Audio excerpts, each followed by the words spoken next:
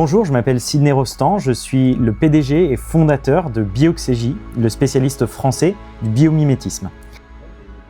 Alors le biomimétisme, c'est une approche de recherche et développement, c'est une approche d'innovation qui consiste à s'inspirer de l'ingéniosité de la nature pour innover.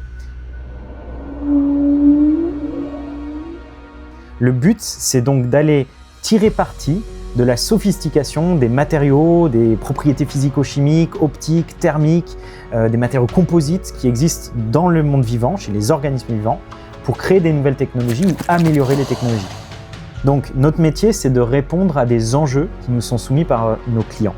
Un bon exemple, c'est un projet qu'on a eu avec un acteur du BTP qui s'appelle NGE, qui nous a demandé de travailler sur le remplacement de la chaux vive dans les chantiers de terrassement.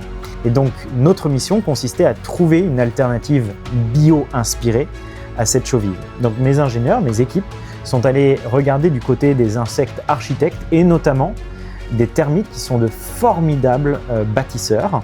Donc elles vont construire des énormes colonies, des grandes termitières à même le sol. On a découvert, c'est qu'en fait les termites utilisent leur propre salive pour agglomérer les particules d'argile et tous les biopolymères, donc imaginez par exemple des fibres de feuilles, etc., qui sont allées se décomposer dans la terre. Donc elles agglomèrent l'ensemble de ces particules-là, de ces éléments-là, pour construire leur termitière grâce à leur salive qui leur sert du coup d'agent agglomérant. On a développé un liant bio-inspiré de la salive des termites pour l'application dans le BTP. On a eu deux années de recherche et de développement pour développer ce liant qui s'appelle Biociter. D'après nos estimations, ça permettrait effectivement de réduire de 70% l'empreinte CO2 par rapport à la chaux vive qui était utilisée précédemment.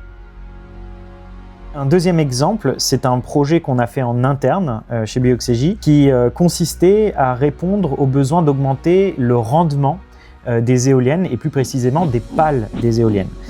On est allé regarder du côté des nénuphars géants, plus précisément Victoria amazonica. Et le défi de ce nénuphar-là, c'est de conserver une intégrité mécanique. On a réussi à reproduire à l'intérieur de la pale une optimisation topologique, c'est-à-dire une répartition de la matière sur une pale d'éolienne qui permet d'augmenter la taille de la pale tout en évitant qu'elle fléchisse par fort vent. Il y a une sorte d'affaissement en fait, de cette pale.